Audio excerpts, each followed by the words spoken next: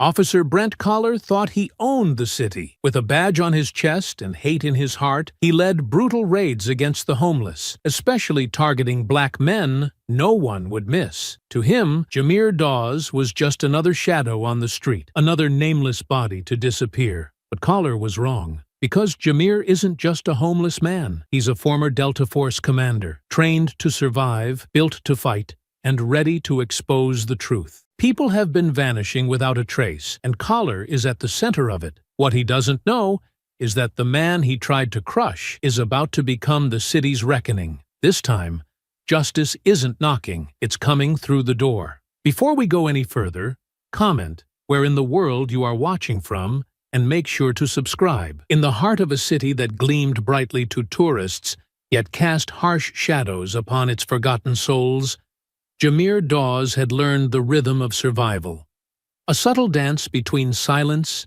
and invisibility. Beneath towering skyscrapers, their glass windows reflecting a sky indifferent to suffering, Jameer moved through alleys filled with discarded dreams, cardboard shelters, and the muffled cries of those whose stories were buried beneath layers of grime and despair. At 47, Jameer's beard had grown peppered with gray, his rugged face etched with lines that spoke silently of battles fought long before these cold streets became his home. Once regarded as the deadliest operative in Delta Force, feared by enemies and revered by comrades, Jameer had now mastered the quiet art of staying unnoticed, wrapped in worn clothes and weathered dignity, his sharp eyes carefully hidden beneath the hood of a tattered jacket. Only his muscular build and the grace of his movement hinted at the formidable man he used to be. Yet, survival here required more than stealth. It meant constantly navigating the ruthless patrols of Officer Brent Collar and his elite unit, a group whose aggressive methods had recently intensified against homeless communities, particularly targeting black men and women with brutal efficiency. Each night brought new arrests and whispered disappearances, while the city's wealthy slept soundly, blissfully unaware or intentionally blind to the injustice festering in their own backyard. Jameer had witnessed enough brutality in his life to last several lifetimes, had felt the sting of betrayal sharper than the bullets he once dodged, and sought only peace amid the chaos. But even his practiced neutrality was shaken on this bitter evening as he watched from a shadowed corner while police cruisers stormed yet another makeshift camp. Batons raised, voices harsh and devoid of humanity. Zeke, an elderly man whose gentle wisdom had often brought solace to Jameer during their long conversations beside barrel fires, stood defiantly but frail among the chaos, his body trembling against the cold. For the first time in years, Jameer felt the pulse of his old instincts, the same instincts that once guided him fearlessly through battlefields, and something stirred fiercely within his chest, an anger he could no longer suppress. As Zeke crumpled beneath the heavy blows, Jameer's fingers tightened into fists, his heart beating a defiant rhythm against the apathy forced upon him. In that frozen moment, beneath the indifferent gaze of the city lights, Jameer Dawes silently vowed that this night would be different.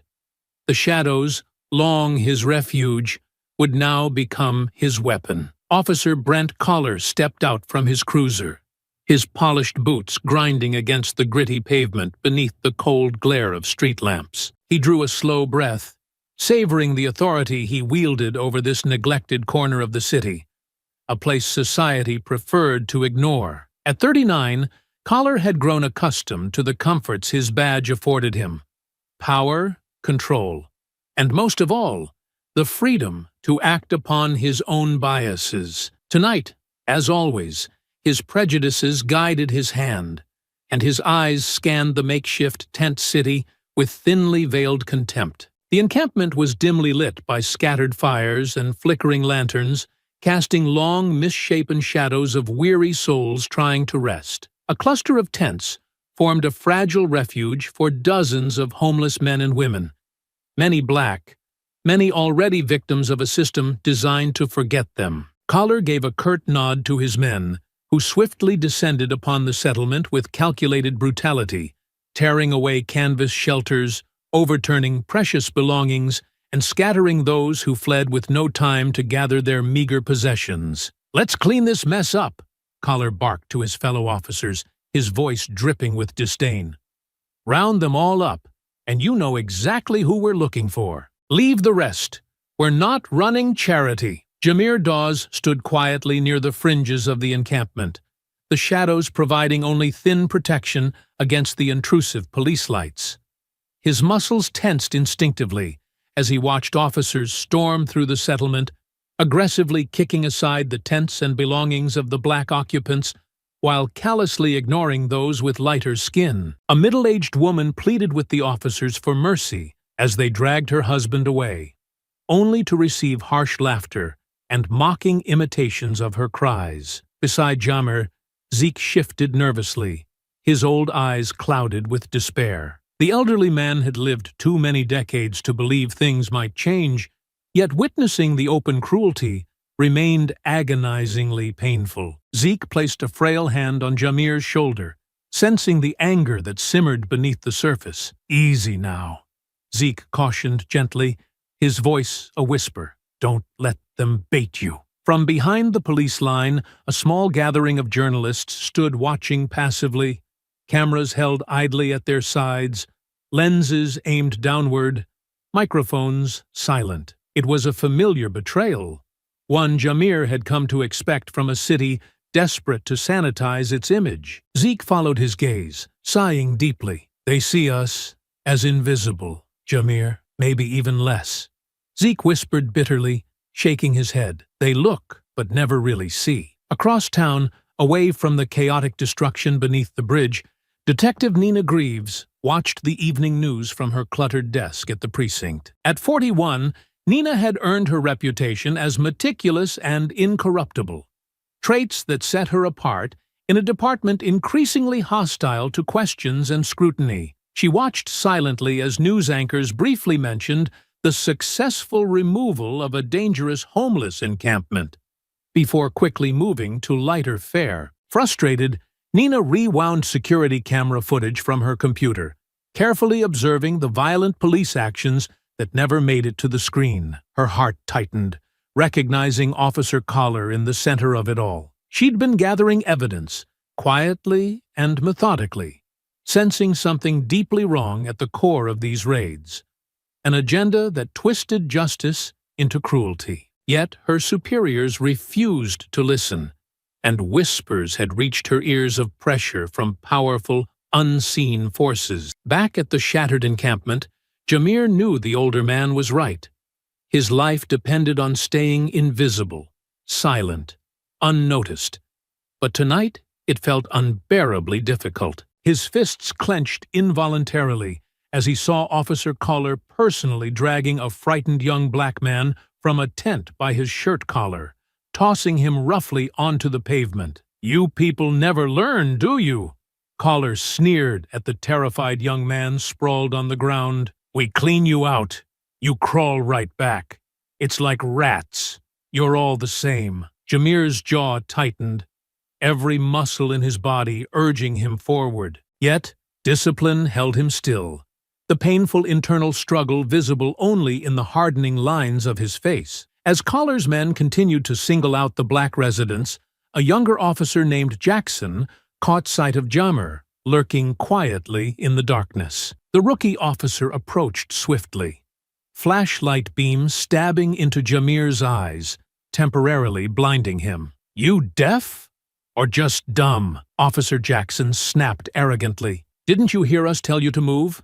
Let's go." Jameer's body remained motionless, eyes narrowing calmly, barely masking the intensity beneath. His voice, controlled and steady, carried a quiet strength. "I'm not bothering anyone," Jameer replied quietly but clearly. "There's no reason for all this." Jackson chuckled bitterly, glancing back at Collar, who watched with mild amusement from nearby. "No reason?" Jackson scoffed loudly. "Look around. You people pollute this city. You think you deserve something? Move now, or I'll give you a reason." Jameer's heart pounded faster, his instincts screaming that he was reaching a breaking point. Yet he resisted, striving to control his rising anger. His silence irritated the officer further, emboldening him to step closer. Kohler approached casually, smirking with cold authority, studying Jamir closely for the first time. "Another tough guy," Kohler mocked, deliberately provocative. "You think you're different? You're nothing special. Just another worthless piece of trash living off this city. Move, or I'll personally toss you in the truck myself." Jamir's eyes met Kohler's, unflinching. Years of combat had taught him when confrontation was inevitable, and the tension here was unmistakably building toward violence. Still, he remained calm, measured, his voice edged with quiet defiance. "You're targeting these people," Jamir said evenly, "picking them off because you think nobody will notice." Kohler's eyes widened slightly in surprise at Jamir's boldness, but his expression quickly darkened into hatred. "Oh, trust me, nobody cares," Kohler sneered viciously. "You're invisible. You're all invisible. The sooner you accept it, the easier it'll be. Now, last chance. Move, or I'll move you." Nearby, Zeke watched helplessly, knowing Jamir's pride and dignity wouldn't allow him to surrender easily. Zeke stepped forward slightly, pleading softly toward the officers. "Please, officers, he's not harming anyone." "Shut up, old man," Kohler snapped, pushing Zeke aside roughly, knocking him painfully to the ground. Something inside Jamir snapped instantly at seeing Zeke fall. In that moment, the carefully maintained restraint evaporated, leaving only cold, calculated anger. "Don't touch him again," Jamir growled, his voice quiet but dangerously intense. Kohler smiled slowly, his eyes glinting with malicious anticipation. This was exactly the confrontation he'd hoped for. "Or what?" Kohler challenged, stepping forward with two more officers flanking him, hands already hovering over their weapons. Jamir stood firm, knowing there was no turning back now. His fists clenched, adrenaline flooding his veins. The soldier within him had awakened, fierce and ready. "Or I'll make you regret it," Jamir whispered with unshakable resolve, his voice carrying clearly through the now tense silence, setting the stage for the storm that would follow. The night air thickened with tension as Officer Kohler's malicious grin widened, his hand sliding confidently toward his baton. Jamir Dawes stood utterly still, his breaths measured, eyes locked onto Kohler's every move. The officers beside Kohler took positions instinctively, sensing the confrontation was inevitable, their fingers twitching toward their weapons, ready for violence. "You really want to do this?" Kohler taunted softly, stepping forward with calculated menace. "You think you've got something special, tough guy? I've put down 100 like you." Jamir said nothing, his silence an unspoken challenge. But the tipping point was not Kohler's arrogant threat.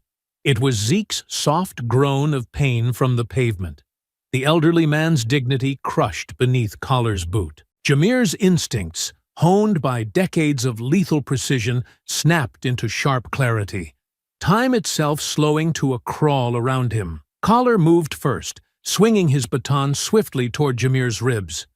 In a blur of motion, Jamir sidestepped effortlessly, pivoting gracefully as the baton sliced empty air. He caught Kohler's wrist in an iron grip, twisting sharply downward. A sickening crack echoed through the silent crowd as Kohler screamed in agony, collapsing onto one knee. Seeing their leader fall, Officer Jackson lunged forward recklessly, attempting to tackle Jamir from behind. Jamir anticipated the attack, stepping aside at the last second and driving his elbow forcefully into Jackson's jaw. The impact shattered teeth and dropped Jackson to the pavement, unconscious and bleeding. Two more officers rushed forward simultaneously, clubs raised high, driven now by fury and embarrassment.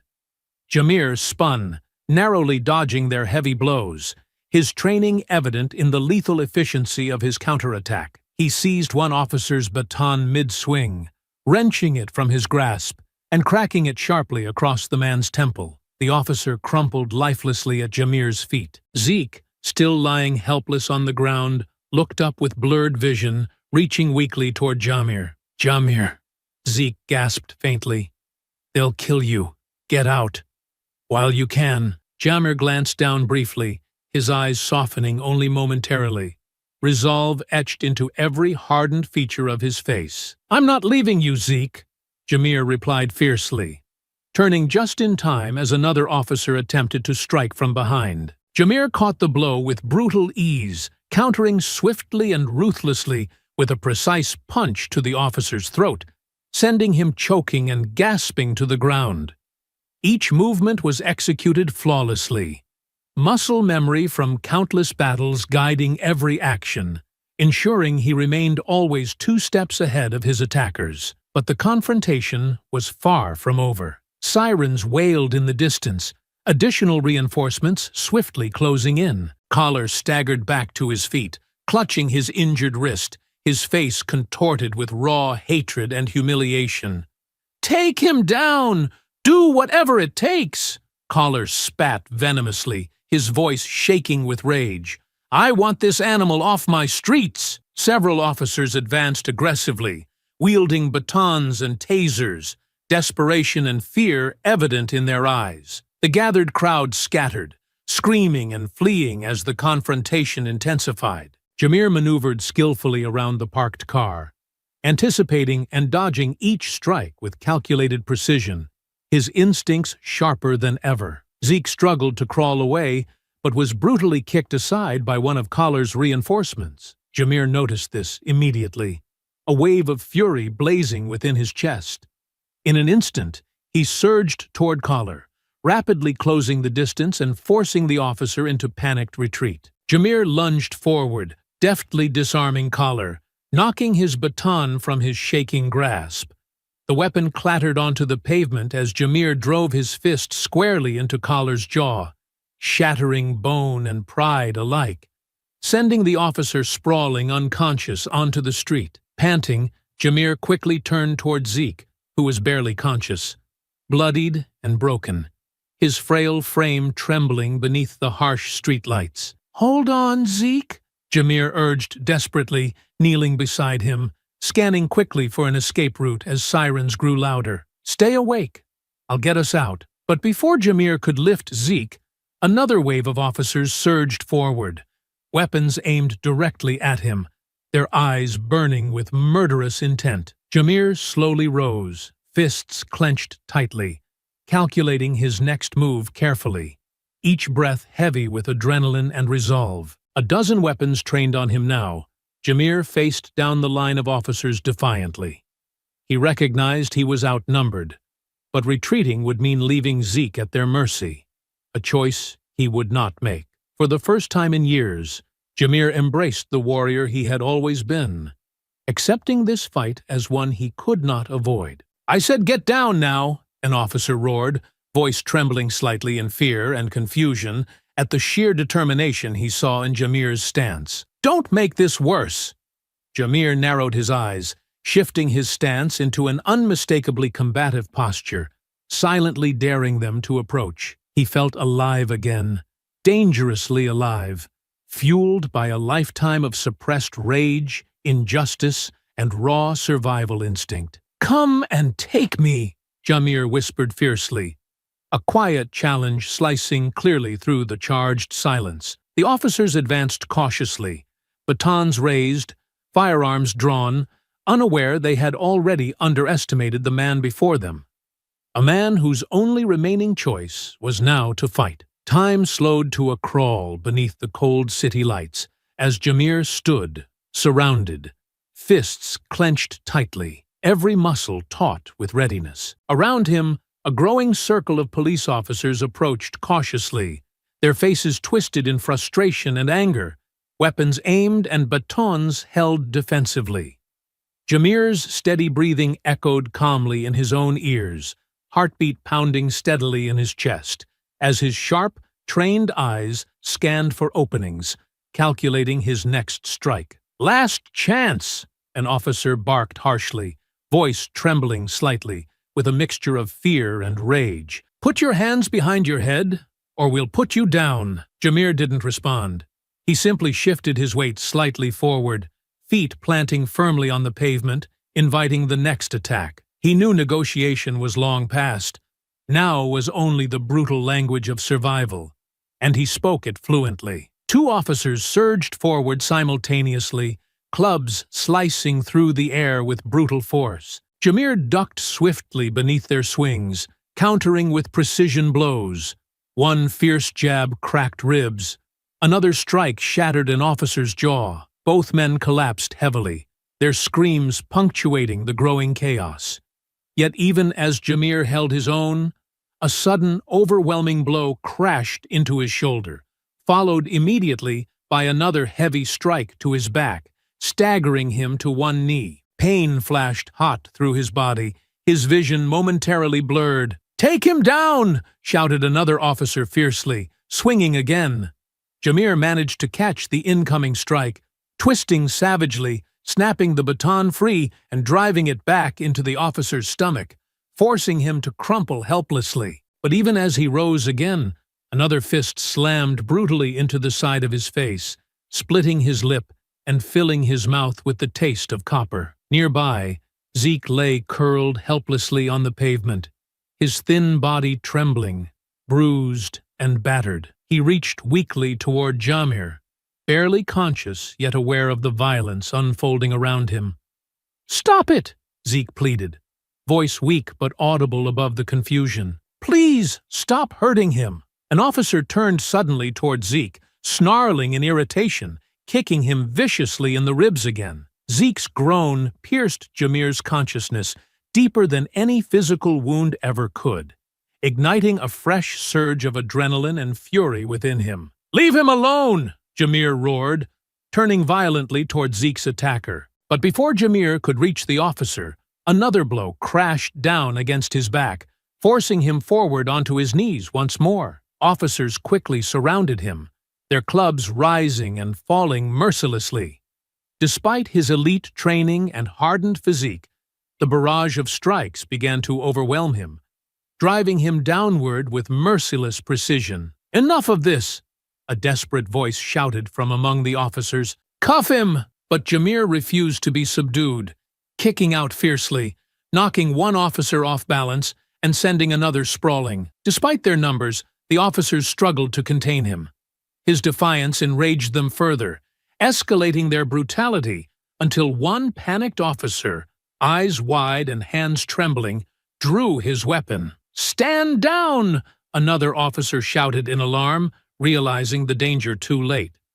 But fear overtook reason. The officer's finger tightened on the trigger, and a single shot rang out, echoing sharply through the night, silencing the gathered crowd that had formed at the edges of the confrontation. A sudden burning agony tore into Jameer's left side, causing him to stumble backward in shock, clutching instinctively at the wound. Warm blood seeped rapidly through his fingers, staining his shirt darkly. For a split second, silence fell, an eerie hush punctuated only by Jameer's heavy breaths.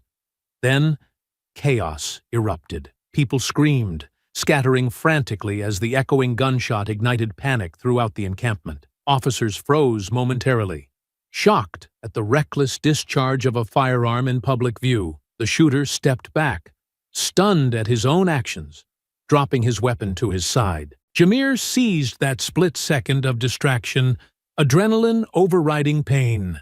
Survival instincts surged through him once more as he lunged sideways, stumbling toward the shadows between tents, disappearing swiftly into the chaotic darkness. Gunshots rang wildly after him, bullets ricocheting harmlessly as officers shouted frantically, their orders tangled in panic and confusion. Behind him, Zeke was roughly hauled onto his feet, hands bound brutally behind his back, his frail form barely capable of standing. Collar, face swollen and battered, finally recovered enough to issue commands. "Get him in the truck! Move now!" Collar barked furiously, blood trickling from his mouth. "And somebody find that other one." "He can't get far!" Jameer staggered painfully through the darkened alleyways, pressing one hand firmly against the searing bullet wound, his breathing shallow, rapid, uneven. Every step felt heavier than the last, the streets becoming a blurred maze of pain and darkness around him. Yet his military instincts guided him onward, each movement driven purely by sheer will and discipline. Behind him, sirens wailed, police cars racing frantically, lights illuminating buildings and streets in desperate search. But Jamir moved swiftly, melting silently into the dark heart of the city, the pain sharpening his resolve rather than weakening it. His blood stained the streets beneath him, a trail he couldn't afford to leave. Yet, tonight, beneath the agony, beneath the fury at injustice and violence, a deeper clarity was born within Jamir Dawes. He understood now that hiding would never save him or anyone else. This war had found him again, and this time he had no choice but to fight back. Jamir moved swiftly and silently through the city's shadowed alleys, the agony of the bullet wound radiating sharply through his left side, each step a painful reminder of the battle he'd narrowly survived. He pressed his palm firmly over the bleeding, carefully avoiding the beams of flashlights and the glow of police cruisers prowling the streets behind him, their sirens painting the night air with urgency. In mere moments, he'd become a fugitive, hunted relentlessly, his name whispered by officers who called him dangerous, a criminal to be feared, a narrative that rapidly spread through radio channels and news broadcasts. Jamir understood this game.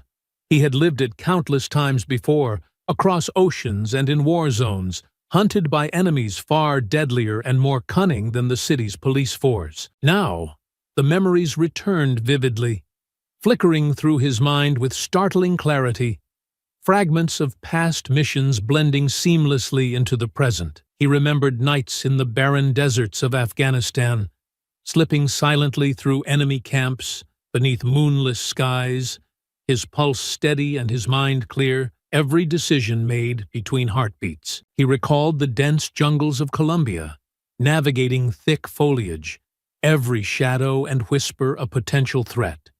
His body attuned perfectly to the rhythms of survival. Those same instincts guided him now, even as blood loss threatened to slow his movements. Jamir's senses sharpened, each sound amplified, each shadow analyzed instantly as he navigated the city's dark underbelly. Turning into a dilapidated district, he spotted an abandoned warehouse, neglected, forgotten, the perfect sanctuary. He paused briefly, scanning the surroundings for movement before slipping quietly inside. The warehouse interior was dark, damp, and smelled of decay, rusted metal beams overhead creaking in quiet protest at his intrusion. He quickly barricaded the main entrance, dragging heavy crates against the door, ensuring he wouldn't be easily found. His fingers trembling slightly, Jamir tore fabric from his jacket, binding the bullet wound tightly to halt the bleeding. The searing pain sharpened his focus, his thoughts crystal clear despite exhaustion and trauma. Slumping against a wall, Jamir closed his eyes briefly, breathing deeply to calm himself, letting his instincts take over. Images flooded his mind. The recent brutality, the police aggression, Zeke's battered face as he was dragged away. He had no illusions about the narrative being painted against him. He knew the city's media would not favor truth over convenience. They would label him dangerous, violent, a menace to society. He'd seen it too often in his life. A hero one day, a villain the next. Sure enough, Jamir's suspicions were confirmed when, tuning into a local news broadcast on a discarded radio he found in the warehouse, he heard his own description being shared. Police are searching tonight for Jamir Dawes, described by authorities as a dangerous fugitive. Dawes is accused of violently attacking police officers during a routine operation against illegal encampments. Citizens are urged to report any sightings immediately. Jamir grimaced, disgusted but unsurprised. The truth had become a casualty long ago. But something deeper bothered him. He had fought off police before. He understood brutality and corruption, but tonight's aggression had carried a different undertone, a coordinated, deliberate agenda hidden behind brutality. His analytical mind churned, revisiting details with meticulous clarity. He recalled Zeke's terrified whispers about disappearances, remembered the specific people targeted by Collar and his men. Not random or reckless, but calculated selections. Jameer's eyes narrowed, realization dawning coldly. These were not mere arrests. They were abductions, hidden behind the guise of law enforcement operations. Something sinister lurked beneath the surface, darker and larger than simple police corruption. People were being systematically taken, not simply cleared from the streets. The thought unsettled him deeply, igniting an internal fire that overshadowed even his physical pain. He knew he couldn't remain hidden long, not while innocents continued to suffer in silence. Slowly rising to his feet despite the wound's angry protest, Jameer moved deliberately through the warehouse, using his tactical training to organize his makeshift command center. Old city maps, discarded newspapers, and bits of abandoned equipment were quickly repurposed as surveillance tools. For hours, Jameer meticulously mapped the pattern of raids, marking each location carefully, noting the dates, times, and numbers taken. His pulse quickened, adrenaline mingling with anger as the truth emerged. These were carefully orchestrated sweeps, coordinated with military precision. It wasn't random police brutality. It was organized, systematic abduction. The scale of it shocked even him, a hardened soldier who believed he'd seen humanity's darkest depths. Jameer realized he was now caught in a war unlike any he'd fought before. One waged not on distant soil, but in the very heart of the city he called home. Tonight, he accepted fully what this meant. He would no longer run from it or hide from those hunting him. Instead, he'd become the hunter, using every skill he'd ever learned in service of justice. In the solitude of the warehouse, beneath the glow of a solitary bulb, Jameer Dawes prepared himself mentally and physically for the storm he knew was coming. The pain from his wound faded into quiet resolve as he stared intently at the map before him, his eyes gleaming fiercely. It was time to fight back, and he would do so on his own terms. 3 nights after the raid, beneath the cover of darkness, Jameer moved silently along cracked sidewalks near the warehouse district, his presence a mere whisper in the city's nocturnal shadows. His wound, still raw beneath makeshift bandages, burned insistently with every step, a constant reminder of the price already paid. Yet pain sharpened his senses, anchoring him fully in the present moment, every muscle primed for action. He had spent days quietly gathering intel, uncovering police patrol patterns, and piecing together the brutal choreography behind the city's ruthless campaign. Through hushed conversations and careful observation, Jameer had begun mapping an unsettling rhythm of arrests, noticing precise timings of transport vans and specific locations where people seemed to vanish. Tonight, as Jameer paused in shadows behind an abandoned storefront, tense silence shattered suddenly. Shouts echoed nearby, followed by scuffling footsteps. Carefully edging forward, he peered around a graffiti-covered corner and witnessed 2 officers forcibly restraining a young black man, barely more than a boy. Slim, frightened, eyes wide and desperate for escape, the young man struggled helplessly. "Get your hands off me!" he protested desperately. "I didn't do anything!" "Save it!" one officer growled harshly, tightening the cuffs mercilessly. "You're coming with us!" Jameer's jaw tightened at the sight, memories of Zeke's battered body flashing through his mind like a spark to dry tinder. His breath slowed, heart steady. Then, without a word, he burst from the shadows like a phantom, his body moving with silent precision. He struck the first officer low and fast, a powerful palm driving straight into the man's solar plexus, folding him over with a strangled gasp. Before the man could recover, Jameer followed up with a sharp elbow to the back of his neck, sending him crumpling to the pavement in a heap, out cold before he hit the ground. The second officer spun, Startled, a flash of panic crossing his face. He stumbled backward, his fingers fumbling clumsily for his radio. But Jamir was already there. In a blur, Jamir seized the man's wrist, twisting it sharply and wrenching the device from his grasp. The officer cried out, dropping the radio. Jamir used the momentum to flip him over his shoulder with surgical precision, slamming him flat onto his back. The officer groaned, stunned and breathless. Jamir stepped over him swiftly, one hand snapping open the cuffs with a key from the fallen officer's belt, the other hand ready to counter any sudden move. Who are you?" the terrified young man asked, his voice trembling, eyes wide with disbelief as Jamir helped him sit up and worked the restraints free. Jamir didn't answer at first. He looked down at the officers sprawled in the dirt, their uniforms a bitter reminder of the power they'd abused. His voice was calm, but low, carved from stone. "Someone who's done watching," Jamir replied firmly, scanning the street warily. "Can you run?" The young man nodded shakily. "Yeah, I'm good. Then follow me." They vanished swiftly into a maze of alleyways, eventually returning safely to Jamir's warehouse hideout. Under dim lighting, the young man finally spoke, voice softened, but still shaken. "My name's Andre, but everyone calls me Bird," he explained cautiously, watching Jamir tend to his injury. "I've been running since yesterday. They took me and some others weeks ago, put us in trucks, black vans, told us it was a rehabilitation thing. But it wasn't. It was like prison. Worse." Jamir's eyes narrowed intently. "Tell me everything you saw." Bird took a deep breath, visibly haunted. "They shipped us to some big compound. Guards everywhere.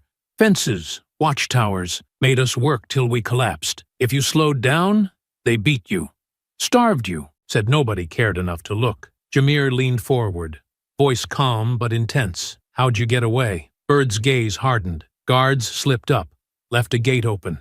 I ran, didn't stop till I got back here. But they're hunting people down, filling vans every day. They got more than one place. It's bigger than anybody knows." Jamir nodded gravely. It confirmed everything he'd suspected. "They're trafficking people, using the law as cover." Bird swallowed hard, meeting Jamir's steady gaze. "You gotta believe me. Somebody's gotta stop them." Jamir firmly placed a reassuring hand on Bird's shoulder. "I believe you," he assured firmly. "And we will." Over the following days, Jamir meticulously traced transportation routes, documented movements of unmarked vans, and confirmed hidden transfers. Yet he knew this evidence alone wouldn't be enough without someone inside the system who might listen. He needed an ally, someone who questioned authority, who still believed in justice. That opportunity arrived unexpectedly one night as Jamir carefully surveilled a police checkpoint near a city shelter. He noticed a female detective engaged in a tense argument with Officer Collar beneath dim streetlights. Her voice rose, firm and unyielding, carrying easily to Jamir's concealed position. "People are disappearing, Brent," she said sharply. "I've seen the reports. They don't add up." Collar dismissed her coldly. "Detective Greaves, watch your tone. There's nothing to investigate. Back off, or you'll regret it." The detective, clearly frustrated yet unintimidated, turned away, climbing back into her unmarked sedan, leaving Collar staring after her coldly. Jamir watched carefully as she drove away, noting the vehicle number, feeling a glimmer of cautious hope. In the privacy of his hideout, Jamir began researching. Detective Nina Greaves, a veteran officer with a reputation for integrity and relentless pursuit of truth. He pieced together her profile, finding numerous stories of her clashes with corrupt colleagues and superiors. Trust was scarce, but Jamir recognized sincerity when he saw it. 2 nights later, taking careful precautions, Jamir contacted her discreetly, leaving an anonymous message that hinted at his knowledge of the disappearances, along with details only someone deeply involved would know. He arranged a covert meeting beneath concrete pillars of an abandoned overpass. On the appointed night, Detective Greaves arrived cautiously, scanning the shadows. Jamir stepped forward slowly, revealing himself just enough to assure her he meant no threat. "You're the one they're hunting," Nina said quietly. her voice careful but unafraid. Jamir nodded slowly. They made sure I couldn't stay quiet. She studied him thoughtfully. "Why contact me?" "Because I saw you confront Collar," Jamir answered evenly. "You're looking for answers." "I have them." Nina hesitated briefly, her eyes assessing him carefully, finally deciding. "Tell me everything." Jamir handed her carefully documented notes, photographs, and marked maps. "They're taking people, mostly homeless, during late-night sweeps. I've tracked the vans. They never come back the same way. People go in, but I haven't seen anyone come out." Nina flipped slowly through the notes, her brow furrowing as pieces began to align. "This goes higher than I thought," she murmured grimly. "To stop them, we need undeniable proof. Footage from inside, testimonies," Jamir explained firmly. "Can you help?" Nina paused briefly, then nodded resolutely, meeting Jamir's determined eyes. "Yes, but you'll need to go inside." Jamir straightened slowly, voice firm, eyes fierce. "Then that's exactly what I'll do." In that quiet moment, Jamir knew clearly that Detective Greaves was an ally he could trust. Together, they would reveal the truth, no matter the cost. Under the quiet cover of night, Jamir Dawes stood concealed beneath a cluster of trees overlooking the precinct building, its stark walls bathed in the pale amber glow of streetlights. His breath came slow and even, the tension coiled in his muscles tempered by years of elite training. The wound on his side had finally begun healing, a dull ache lingering. But his clarity of purpose overshadowed the physical discomfort. He knew exactly what was required tonight: precision, stealth, and trust in a past he'd hoped never to revisit. Moments later, an old, unmarked sedan idled quietly nearby. Headlights dimmed. Jamir recognized it instantly as Detective Nina Greaves's car. She stepped out cautiously, glancing around nervously before handing Jamir a small keycard and an earpiece concealed within her closed palm. "Use the rear service entrance," Nina instructed quietly. "I've set the cameras to loop for exactly 20 minutes, and the night shift officer on duty stepped out. You won't get a second chance." Jamir nodded appreciatively. "Understood." Nina hesitated, her eyes sharp but wary. "If you're caught, I can't protect you." Jamir met her gaze calmly. "I never expected you to. You've risked enough." She nodded slowly, stepping back to her car. "Good luck." Jamir moved swiftly toward the precinct, keeping low beneath windows as he approached the rear entrance. He swiped Nina's card, holding his breath until the green light blinked softly, admitting him inside. The interior felt oppressively silent, shadows clinging stubbornly to empty desks and locked office doors. He slipped through the corridors with practiced ease, counting his steps precisely, instincts guiding him unerringly toward the records room Nina had identified. Reaching the steel door marked "Authorized Personnel Only," Jamir quickly punched in the provided access code, feeling a brief rush of relief as it unlocked smoothly. The room was cold, sterile, lined with metal filing cabinets and sleek computer terminals. Jamir began searching methodically, rapidly scanning files and folders until a label caught his eye. "Project Clean Sweep." He opened the thick folder and absorbed the contents rapidly, his jaw tightening in disgust. The documents laid bare a secret partnership between the city and a powerful private contractor, Triton Rehabilitation Services, a federally funded company. Beneath official logos and bureaucratic language hid a chilling truth. Homeless citizens were systematically targeted and secretly transferred to off-grid facilities branded as rehabilitation camps, though no genuine rehabilitation existed, only forced labor for profit. Jamir's pulse quickened as he flipped through lists of names, recognition chilling him to his core. Among those recorded was Zeke, marked as processed, yet no official arrest record existed, just as Nina suspected. Anger boiled beneath Jamir's steady facade, but discipline tempered his rage, sharpening his resolve instead. Quickly, Jamir pulled out a small digital scanner Nina had provided, meticulously capturing every page of damning evidence. When done, He returned the folder precisely as he'd found it, leaving no trace of disturbance. Checking his watch, he had less than 5 minutes remaining. Suddenly, footsteps echoed faintly from down the corridor. Jameer froze momentarily, analyzing the approaching pace. Steady, deliberate.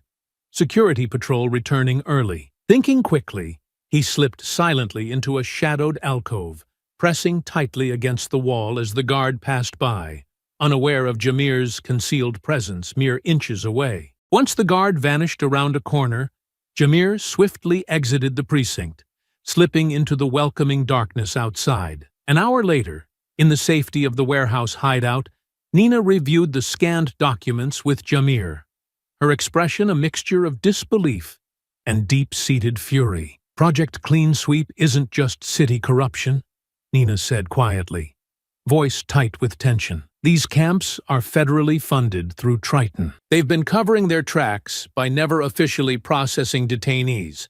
There's no paperwork, no charges, nothing to tie the disappearances back to them." Jameer's gaze remained dark and focused. "And no one questions it." "Exactly," Nina replied gravely. "The victims vanish completely. The public thinks they're transient, unaccountable. No one looks deeper." Jameer clenched his fists tightly, memories of Zeke's battered face vivid in his mind. They underestimated how far someone would go. Nina exhaled heavily, understanding the magnitude of the task ahead. "This evidence is damning, but it won't be enough. We need direct footage, testimonies, undeniable proof from inside." Jameer nodded firmly. "I'm going in. I'll find Zeke and the others, gather the footage. It's the only way." Nina hesitated, genuine concern evident. "If you're captured, I won't be," Jameer interrupted quietly, his confidence unwavering. "I know exactly what I'm facing." She studied his face thoughtfully, seeing clearly the quiet strength that had guided him through a lifetime of battles. "I hope you're right." Jameer offered a brief, reassuring smile. "I've survived worse." Nina gathered her documents, preparing to leave. Before departing, she paused, turning back toward Jameer with sincere respect. "Be careful out there. You're not alone in this anymore." Jameer watched her go, a silent acknowledgement passing between them. He turned back to the scattered maps and evidence covering the warehouse walls. Tonight, he'd uncovered the depths of the city's darkest secret. A conspiracy reaching beyond local corruption into the heart of systemic evil. For Jameer Dawes, the mission ahead was clear and personal. It was time to strike back, not just for Zeke or himself, but for every victim whose suffering remained hidden beneath society's indifference. The warehouse echoed softly with exertion, dim lighting casting shadows that danced across cracked concrete walls as Jameer circled Bird slowly, his steps fluid and precise. Bird's brow glistened with sweat, his youthful features determined but strained, breathing heavily as Jameer patiently coached him through each movement. "Again," Jameer commanded calmly, eyes locked sharply onto his student. "Your survival depends on repetition. Hesitation will cost you everything." Bird nodded, steeling himself as Jameer feinted left. Instinctively, the younger man countered swiftly, blocking and pivoting smoothly into a defensive stance. Jameer allowed a faint smile of approval. "Better?" Jameer acknowledged, stepping back. "Remember, stay relaxed until the moment of action." Tension clouds judgment. This was more than just self-defense. Jameer was preparing Bird for something far more dangerous. An infiltration mission they both knew might be their only shot at exposing the truth. If Jameer was going inside to gather evidence, Bird would be his eyes on the outside, the one person who knew the system well enough to blend in and get close without raising suspicion. But that meant being sharp, physically, mentally, emotionally. He was teaching Bird how to move without being noticed, how to stay calm when surrounded, how to listen to instincts forged in fire. Each drill, each movement, each correction had a purpose. "Infiltration isn't about strength," Jameer said, voice steady as he paced behind him. "It's about control, silence, timing. You won't get a second chance in there." Bird nodded, still catching his breath. the weight of Jameer's words settling deeper than the bruises already forming along his ribs. Jameer stepped in front of him again, raising his hands. Reset. Focus. One more time. And without hesitation, Bird squared his stance, ready to try again. Nearby, two other survivors, Tariq and Devon, watched carefully, absorbing every detail of Jameer's lessons. They were older than Bird, each with faces hardened by the harshness of street life, yet now alight with purpose, fueled by the chance to finally fight back. All three had narrowly escaped the hidden labor camps, carrying trauma that no words could fully capture. Jameer's voice rose softly, the calm authority born of countless missions clear in every word. Inside that facility, you'll face guards armed with weapons and brutality. You won't have the luxury of second thoughts. Every action must be precise. Devon stepped forward cautiously, his voice thick with tension. We ready for this, Jameer? I mean, we ain't soldiers. Jameer paused, understanding fully the weight behind the question. He faced Devon steadily, voice low but reassuring. You've all been soldiers from the moment you chose to survive. You've endured more hardship than most people ever will. Now, you simply harness that strength. Devon's eyes met Jameer's gratefully, nodding in silent understanding. Tariq stood straighter, determination flickering in his gaze. What's the final plan? Jameer led the men toward a large table, strewn with meticulously detailed maps and notes. He leaned over carefully, tracing routes with his finger, explaining their approach. I'll enter first, deliberately captured. They'll expect me after what happened, Jameer explained steadily. Once inside, I'll locate Zeke and gather proof, footage, testimonies, anything that will expose this. Nina Greaves will secure extraction and get the evidence out. Bird glanced nervously toward Jameer, uncertainty briefly clouding his features. How will we know you're all right in there? Jameer's gaze softened briefly. You won't. Trust your training. Trust your instincts. And trust that I'll survive. Once I'm inside, you'll move into position around the perimeter. Tariq, you'll handle communications. Devon, you and Bird create a distraction near the gate. Wait for the right moment. When the time comes, you'll know. Devon exhaled heavily, nodding slowly. We'll be there. Jameer's expression grew solemn, his voice deepening with intensity. This operation will demand every bit of courage you possess, but it will succeed if each of you remembers your training. Stick to the plan. No heroics. No improvisation. The three nodded gravely, committing his words to memory. 2 nights later, a cold drizzle fell steadily as Jameer walked alone through dimly lit city streets toward a known patrol route.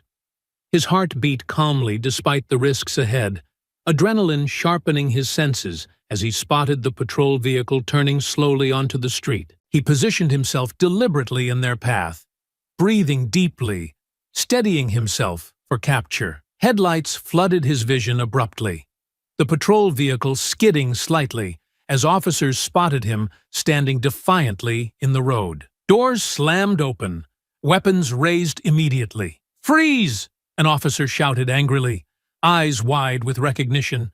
Hands up now! Jameer obeyed slowly, eyes fixed forward, pulse steady. I'm unarmed. One officer stepped forward cautiously, pistol aimed directly at Jameer's chest, voice trembling slightly with tension. It's Dawes! Get cuffs on him! Rough hands seized Jameer's wrists, binding them tightly behind his back. They slammed him against the hood roughly, searching him aggressively. Officer Collar stepped from the shadows, face twisted bitterly, smug satisfaction glowing in his eyes. Thought you could run forever, Dawes, Collar taunted harshly. Not this time. Jameer's eyes narrowed coldly, unafraid. Your time is coming. Collar laughed cruelly, striking Jameer roughly across the face, blood trickling instantly from his mouth. Jameer merely smiled grimly in return, fueling Collar's rage further. Get this garbage loaded up. Collar barked furiously. Special delivery. Moments later, Jameer found himself shoved into a dark, reinforced van. He remained silent and still, mentally running through each aspect of the plan as the van jolted forward into the night. Hours seemed to stretch endlessly before the vehicle finally halted, doors swinging open abruptly, revealing heavily armed guards and towering fences topped with razor wire. The labor camp loomed ominously, exactly as Bird described. Dark, foreboding, and brutal. Harsh floodlights blazed down, illuminating muddy grounds littered with prisoners shuffling slowly from barracks to factory-like buildings, shoulders slumped, expressions hollow. Jameer observed every detail, committing each guard position, patrol route, and security camera angle to memory. Guards roughly pushed him forward, barking orders, weapons trained menacingly. "Move faster, Dawes!" snapped one guard, jabbing Jameer sharply between his shoulder blades with the butt of a rifle. Jameer stumbled deliberately, careful not to show his strength too soon, maintaining the appearance of vulnerability. He was quickly processed, stripped, searched, and assigned a coarse, numbered uniform, his dignity purposefully stripped away in minutes. Yet, beneath his composed exterior, burned a silent, unyielding determination. Soon, he was thrust into the holding area, a cramped concrete enclosure that reeked of despair, filled with exhausted men slumped against walls. Jameer immediately scanned their faces, seeking Zeke, heart tightening at the possibility he might already be too late. Then, in a shadowed corner, he recognized a frail, familiar figure, slouched painfully against the wall, his thin frame battered, eyes half closed. Jameer knelt swiftly, gently touching Zeke's shoulder. "Zeke," he whispered urgently. Slowly, painfully, Zeke's eyes flickered open, recognition dawning slowly behind glazed pupils. "Jameer!" His voice was a dry rasp, barely audible. "You shouldn't be here." Jameer offered a faint, reassuring smile, concealing his own deep concern at Zeke's weakened state. "I promised I'd find you." Zeke trembled slightly, his bruised face etched with fatigue. "Be careful, Jameer. These guards, they're monsters." Jameer nodded grimly. "I've seen enough to know." Over the next few days, Jameer witnessed firsthand how deeply the cruelty ran. Prisoners were awakened brutally at dawn and forced into back-breaking labor, assembling products under constant threat of violence. Guards carried clubs and electric prods, their cruelty casually administered, striking men who collapsed from exhaustion, withholding food to punish those who dared protest. Jameer memorized every atrocity, discreetly activating the hidden camera concealed within his tattered uniform. He gathered footage of the guards' brutality, the malnutrition visible in hollow cheeks and sunken eyes, the desperation etched into every prisoner's face. Each night, he meticulously documented guard shifts and patrol routes, timing rotations down to the second, forming an escape plan as precise as any he'd ever devised in war zones overseas. Yet more vital even than gathering intelligence was restoring hope among the beaten prisoners. Quietly, discreetly, Jameer spread whispers among the captives. He passed on quiet assurances, small gestures of solidarity, meeting fearful eyes with steadfast strength. "Don't lose hope," Jameer murmured to a young man who was shaking uncontrollably from exhaustion. "We'll get out of this. Stay strong." Word quickly spread among the prisoners. A quiet resistance was forming, and Jameer Dawes, a man whose very presence radiated quiet strength, was its heart. Still, his greatest concern remained Zeke, whose condition deteriorated rapidly with each passing day. The older man was weakening visibly, each breath shallow and strained. One evening, as prisoners lined up to receive their meager ration of stale bread and thin broth, Jameer noticed Zeke missing from the line. Panic surged briefly in his chest. Carefully slipping away from the guard's watchful eyes, Jameer found Zeke slumped weakly against the barrack wall, breathing faintly, eyes closed. Jameer knelt quickly, grasping his friend's thin shoulder gently. "Zeke, stay with me," Jameer urged softly, his voice firm yet tender. "We're close. Just hold on a little longer." Zeke's eyes opened slowly, glassy with fever. "I'm tired, Jameer. So tired." "I know," Jameer replied gently, struggling to maintain his composure. But you've got to fight. The world needs to know your story, our story. Zeke managed a faint nod, his eyes shining dimly in the low light. I trust you to tell it, Jameer. No matter what happens. Before Jameer could respond, heavy footsteps approached sharply, a guard's voice booming angrily from the shadows. Hey, what are you two doing? Back in line? Jameer rose quickly, his fists instinctively tightening, but forced himself into submission, feigning compliance. The guard stepped close, sneering contemptuously, baton raised threateningly. Think you're special, Dawes?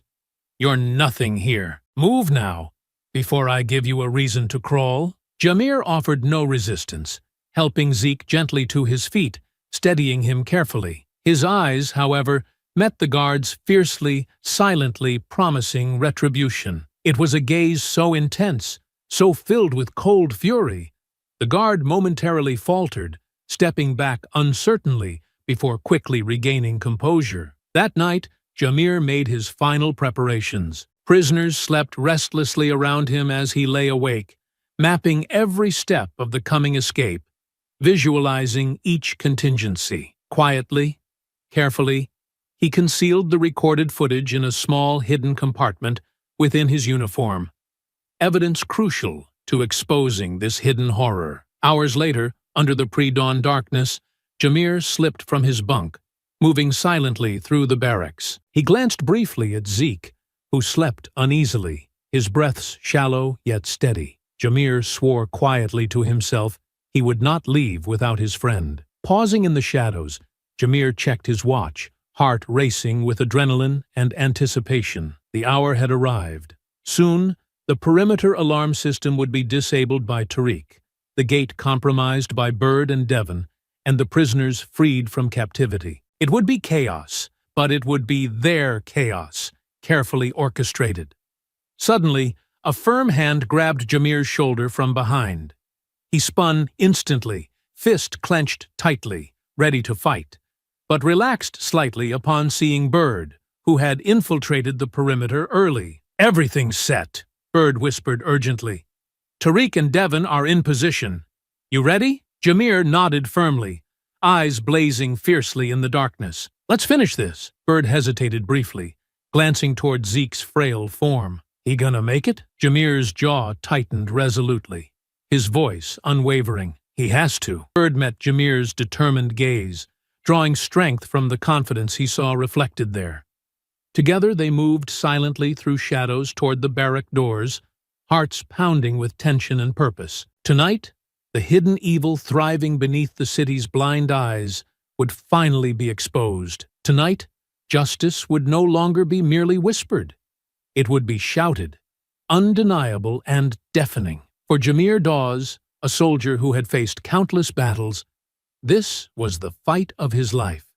And in that moment, stepping out beneath pale moonlight, he knew with absolute certainty he would win. In the pre-dawn darkness outside the labor camp, Detective Nina Greaves sat in her unmarked sedan, fingers tight on the steering wheel, heart racing with anxiety and anticipation. She'd parked discreetly along an isolated road beneath dense foliage, carefully hidden from the occasional patrol vehicle that passed nearby. Her career hung precariously in the balance. She knew this mission could cost her everything she'd worked for. But some things mattered far more deeply than rank or badge. Checking her watch, Nina noted the precise time, each second feeling eternal. Her phone buzzed softly, a coded message from Tariq, confirming communications had been disabled inside the compound. Nina exhaled sharply, gripping her radio tightly. There was no turning back now. Alpha and Bravo teams, stand by, she instructed quietly, urgency clear in her voice. Extraction on my command. Inside the compound, shadows moved swiftly. Tariq silently made his way along the outer perimeter, carefully avoiding the sweeping beams of guard towers. Reaching the main surveillance junction box, he swiftly removed its panel, exposing wires and circuits beneath his fingertips. With practiced ease, he disabled the main communication and surveillance relays, plunging the compound into a technological blackout. "Surveillance is down," Tariq whispered urgently into his earpiece. "You're clear, Bird." "Copy," Bird responded swiftly. Nearby, Devon and Bird moved swiftly toward the reinforced front gates, carrying small explosive charges hidden inside canvas bags. Crouching in the darkness, Bird expertly placed the explosives along the hinges and lock mechanisms. "Charges set," Bird whispered tensely. 30 seconds. Devon nodded firmly, ducking behind cover. They waited in tense silence as the countdown ran down, each second heavy with anticipation. Suddenly, a flash erupted in the darkness, quickly followed by deafening explosions. Steel hinges screamed and buckled as the main gate fell inward, crashing heavily to the ground, sending shock waves through the compound. Inside the prisoners' barracks, Jameer's eyes snapped open instantly, heart racing with adrenaline. He rose swiftly, shouting with fierce urgency, "Now! Move quickly! Stick together!" Prisoners surged forward, their eyes lit with determination and desperation. They spilled from barracks doors, a tidal wave of pent-up anger and long-suppressed defiance. Guards scrambled in confusion, fumbling to regain control as chaos unfolded. Jameer quickly located Zeke, supporting his weakened body carefully but firmly. "I got you, Zeke," Jameer whispered fiercely, leading him swiftly forward. Around them, prisoners overwhelmed stunned guards, fists and weapons clashing savagely. A fierce melee erupted in the central yard, brutal and chaotic. Prisoners, driven by rage, clashed furiously against heavily armed guards. Clubs, fists, and makeshift weapons collided, bodies crashing violently together beneath harsh floodlights. Jameer pushed forward resolutely, directing prisoners strategically, expertly exploiting the confusion. Yet even amid the fighting, his eyes constantly scanned for threats, acutely aware the hardest fight was still coming. Outside, Nina gripped the radio tensely, heart pounding furiously as she heard the distant explosions and shouting. "Alpha and Bravo teams, move in! Move in now!" she ordered firmly, her sedan roaring to life as tactical vehicles surged forward, racing toward the breached gate. Back inside, the fighting intensified dramatically. Gunfire rang out sharply, guards finally regrouping enough to fire indiscriminately, panic fueling reckless violence.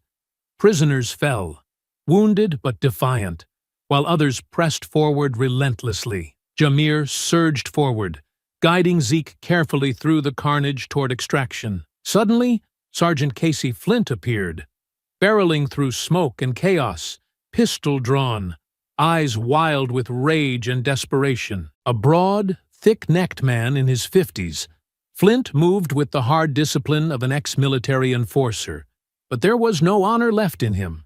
His uniform was soaked with sweat and grime, his sleeves rolled to reveal faded tactical tattoos, and his expression twisted with years of unchecked authority, racial contempt, and greed. As overseer of the work camps, Flint had grown fat on the suffering of others, corrupted beyond recognition by profit and power. His gaze locked onto Zeke instantly, murderously determined. "Dawes!" Flint roared bitterly, raising his weapon. "This is your fault! Say goodbye!" Time slowed agonizingly as Flint squeezed the trigger. Jameer lunged instinctively, knocking Zeke aside just as a bullet ripped through the air, grazing Jameer's shoulder. Ignoring pain, Jameer launched himself toward Flint, closing the distance swiftly, eyes burning fiercely. Flint lunged forward recklessly, blade flashing menacingly.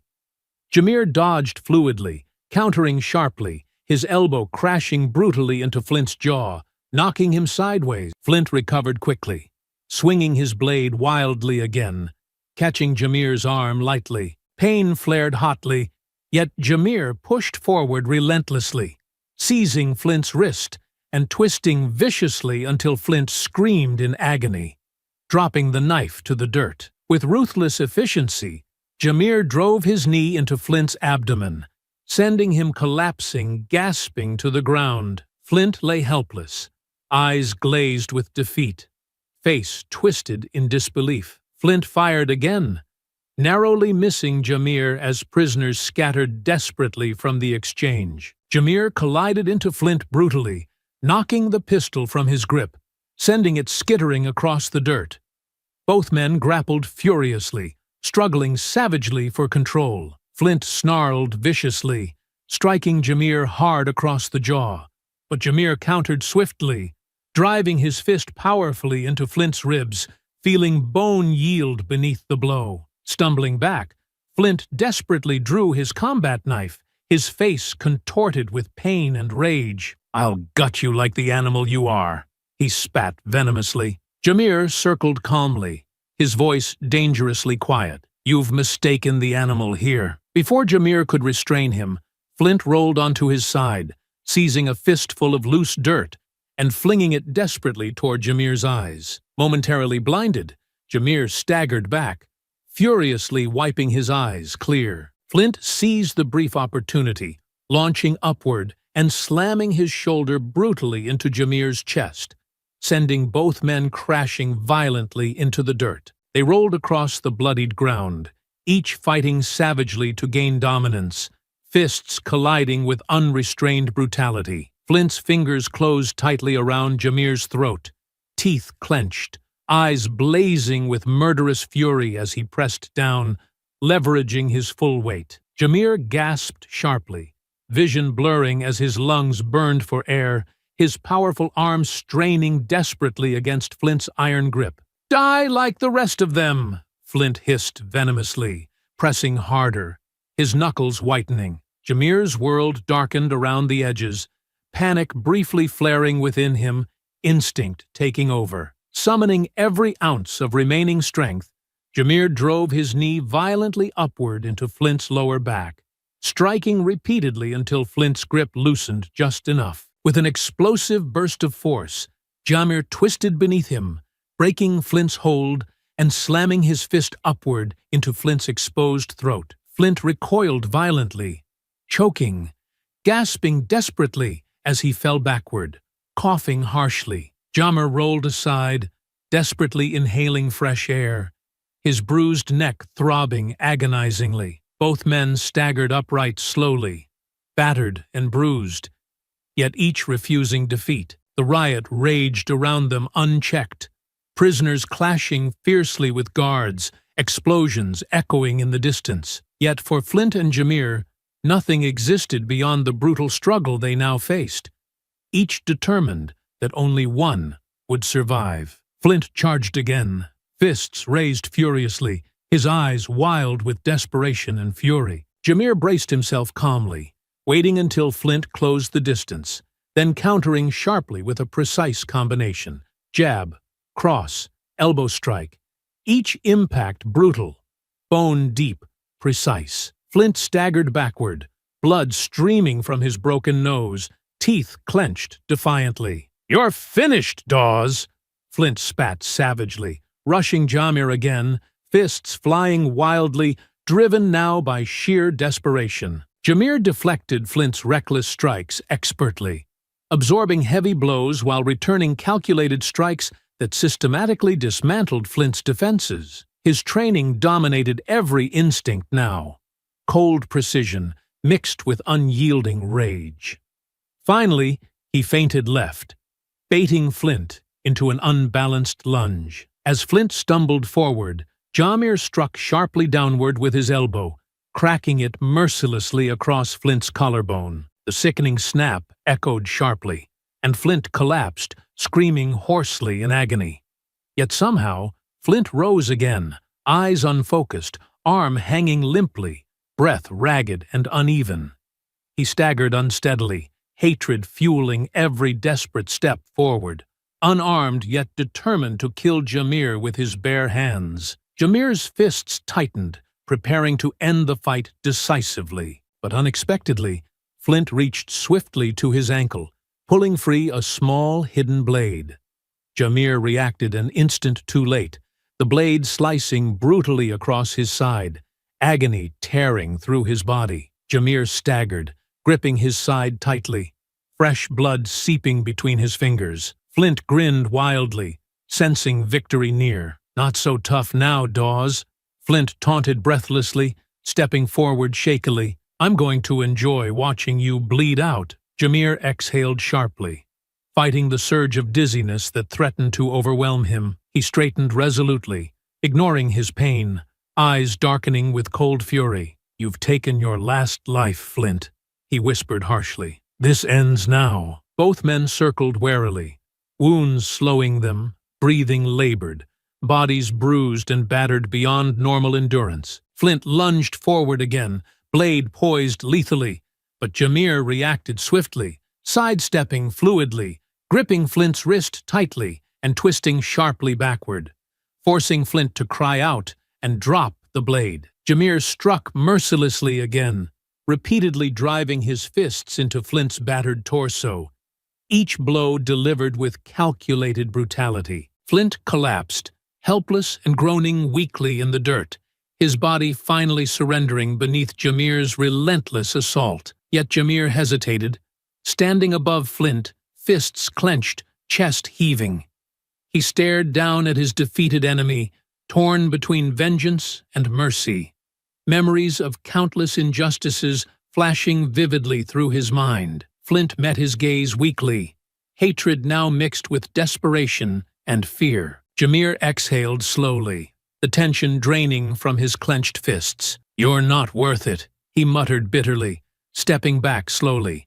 "Face justice instead." But Flint, driven by a final desperate burst of hatred, lunged upward once more, seizing a fallen baton and swinging it furiously toward Jameer's head. Instinctively, Jameer reacted, catching the baton inches from his face, eyes blazing with renewed fury. Without hesitation, he drove the baton brutally into Flint's jaw, knocking him unconscious instantly, leaving him sprawled helplessly in the dirt. Jameer staggered back, breathing heavily, body trembling from adrenaline and exhaustion. Blood seeped steadily from his wounds, his muscles burned fiercely. Yet he stood victorious, Flint finally subdued, unable to harm anyone again. Bird rushed toward Jameer, eyes wide with concern. "Jameer, we have to move, now!" Jameer nodded weakly, accepting Bird's support gratefully. "Get everyone out quickly," he ordered firmly, his voice strained yet resolute. "Extraction's waiting." As Bird guided him carefully toward waiting vehicles, Jameer glanced back briefly at Flint's unmoving body, lying broken on the dirt. For a fleeting moment, satisfaction filled him, the brutal struggle finally over. Yet he knew clearly this victory was only partial. Collar remained free, the threat still looming ominously. Exhausted but determined, Jameer Dawes vowed silently to himself this war would not end until complete justice was achieved. No matter the price still awaiting him. Smoke billowed heavily through the darkened sky as flames engulfed the labor camp, illuminating the landscape in an eerie, pulsating glow. Sirens wailed sharply in the distance, piercing through the chaotic chorus of voices as prisoners, bruised and battered but finally free, raced desperately toward waiting vehicles just beyond the ruined perimeter. Detective Nina Greaves stood anxiously near her car, heart pounding, urgently signaling each survivor toward safety, her eyes scanning relentlessly through the emerging smoke for one man she refused to leave behind. Jameer Dawes emerged suddenly from the smoke-filled compound, his powerful frame bent slightly under the strain of his wounds, yet still standing tall. He was guiding a group of prisoners, Bird and Devon at his side, supporting the severely weakened Zeke between them. Jameer's breathing was labored, blood staining his tattered clothing, yet his eyes shone fiercely with determination, refusing to acknowledge the pain and exhaustion he felt. "Jameer!" Nina called urgently, rushing forward swiftly, relief washing across her face. Jameer carefully steadied Zeke before reaching into his torn jacket, retrieving a small digital camera containing precious footage. He handed it firmly to Nina, his voice hoarse but resolute. "Everything you need is here. Every atrocity, every crime the world needs to see." Nina grasped the camera tightly, nodding with deep gratitude. "I'll make sure they do," she promised firmly, eyes filled with respect and urgency. "But we have to move.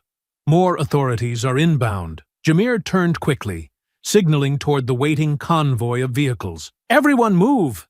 Quickly now! We don't have much time." Survivors surged forward urgently, scrambling into vans and buses provided by Nina's allies, exhaustion briefly replaced by adrenaline and hope. Bird helped lift Zeke carefully into an ambulance, paramedics immediately attending to his injuries. As Jameer prepared to follow, his instincts suddenly tightened with apprehension. Overhead, a distinct mechanical hum buzzed ominously. Small, sleek drones gliding silently above, capturing every detail of the unfolding chaos. Nina followed his gaze upward, eyes widening in concern. "They're recording us," she whispered sharply, realizing immediately the implications. Jameer nodded gravely. "We can't stop them now. Just get the footage out. Make sure our story is heard first." Nina grasped his arm briefly, urgency flooding her voice. "Be careful, Jameer. They're going to hunt you harder than ever." He met her gaze steadily, calm determination clear in his expression. "I'm counting on it." With that, Jameer quickly climbed into one of the crowded vans, directing survivors urgently as Nina slipped swiftly into her sedan, immediately uploading the incriminating footage through an encrypted channel, sending undeniable proof to trusted news sources. Her career would undoubtedly suffer, but justice mattered infinitely more. Vehicles roared to life, tires spinning urgently against muddy earth, headlights slicing sharply through darkness and smoke. Jameer carefully counted each survivor, ensuring no one was left behind, his gaze settling briefly on Zeke, now stabilized but weak, breathing softly as medics tended gently to his wounds. "You made it," Jameer whispered gently, gripping his friend's thin hand briefly. "Rest now. It's finally over." Zeke's weary eyes flickered weakly open, gratitude and relief clear behind the fatigue. "Because of you, Jameer," he rasped softly. "Don't ever forget that." Jameer squeezed his hand reassuringly before turning forward, eyes narrowing sharply. The drones hovered persistently above, their presence an ominous reminder that this fight was far from over. Collar remained free, dangerous, ruthless, and now undoubtedly desperate. As vehicles sped swiftly from the burning compound, flames rose higher behind them, consuming every trace of cruelty and exploitation hidden within its walls. Yet Jameer felt no satisfaction, only renewed resolve. This battle was won, but the war still loomed fiercely ahead. Miles away, Nina quickly entered a secure building, footage safely uploaded and already transmitting globally. As she watched screens displaying undeniable truths, guards abusing prisoners, the brutal treatment of innocents, Flint's violent command, she knew clearly the story would spread uncontrollably. There would be outrage, investigations, accountability demanded. She'd taken a dangerous risk, exposing corruption that reached higher than she'd imagined. Yet, for the first time, hope outweighed fear. Back inside the speeding convoy, Jameer leaned back wearily, injuries now impossible to ignore, exhaustion finally catching him. Bird sat quietly beside him, expression carefully guarded, but eyes burning with quiet pride. "You did it," Bird said softly, voice thick with emotion. "You gave us a chance." Jameer shook his head slowly, humility evident despite his strength. "We did it, Bird, all of us together. And we're not finished yet." Bird nodded solemnly, recognizing clearly the battle ahead. "Collar won't rest." "No," Jameer agreed quietly, determination steady in his voice. "Neither will we." Within hours, footage from the hidden labor camp spread explosively online and through news broadcasts worldwide, shocking millions who watched the undeniable evidence unfold. Public outrage erupted rapidly, protests flooding city streets, demanding justice. Calls poured relentlessly into government offices, citizens unwilling to accept excuses or denial. Jameer watched silently from a safe house provided by Nina's trusted contacts, eyes following each broadcast intently. He saw Flint's battered face displayed prominently, his crimes exposed plainly, the public now aware of exactly what had occurred beneath their noses. Yet Collar remained absent, still hidden from accountability. A dangerous loose end Jameer could not ignore. A soft knock sounded at the door. Nina entered cautiously, her expression cautiously optimistic yet weary. "They've arrested Flint.